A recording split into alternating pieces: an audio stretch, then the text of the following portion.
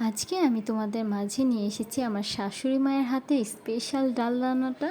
মানে এটা হচ্ছে ঘন ডাল, আমার কাছে খুবই পছন্দের এই ডালটা। আমি এখন তোমাদের সেই রেসিপিটাই শেয়ার করতে যাচ্ছি। আমি এখানে পরিমাণ মতো ডাল ধুয়ে নিয়ে নিয়েছি। এর মধ্যে কাঁচামরিচ, পেঁয়াজ, হলুদ মরিচের গুঁড়া, লবণ, আদা রসুন বাটা দিয়ে দিলাম। তারপর হচ্ছে আমাদের টমেটো দিতে একদমই মনে ছিল না, যেটা আমি পরে অ্যাড করে দিয়েছি।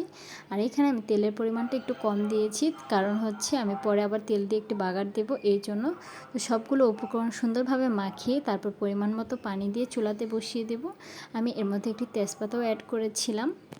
তো এখন এটাকে হচ্ছে আমরা চুলায় বসিয়ে দিয়েছি। এখন কিন্তু প্রায় ফাইনালি বলক চলে এসেছে। বলক আসার পর হচ্ছে আমাদের ততক্ষণ পর্যন্ত ওয়েট করতে হবে যতক্ষণ পর্যন্ত না ডালটা একদম ফুটে যায়। পানিটা কিন্তু অনেকটাই শুকিয়ে গেছে আর ডালটাও কিন্তু ফুটে গিয়েছে। আমি এখন হচ্ছে এর মধ্যে আচার থেকে একটা বোম্বাই মরিচ দিয়ে দিলাম। বোম্বাই মরিচ দেওয়ার পর কিন্তু ডালের স্বাদটা দ্বিগুণ বেড়ে যায়। আর আমি ডালের মধ্যে কিন্তু সবসময় ধনিয়া পাতা দেওয়ার চেষ্টা করি, কারণ ধনিয়া পাতার স্মেলটা আমার কাছে খুবই ভালো লাগে। আমার ডাল রান্নাটা প্রায় শেষ, এখন হচ্ছে বাগার দেব।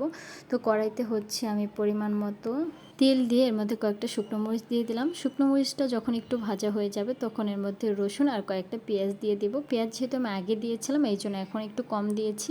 তো এটাকে সুন্দরভাবে লালচে করে ভেজে নেওয়ার পর এর মধ্যে সামান্য পরিমাণ জিরা দিয়ে দিয়েছিল, যেটা ভিডিও ক্লিপ নিতে আমি একদমই ভুলে গিয়েছি। যখন এটা কালার একদম বাদামি রঙের হয়ে আসবে তখন এর মধ্যে ডালটাকে ঢেলে দেব।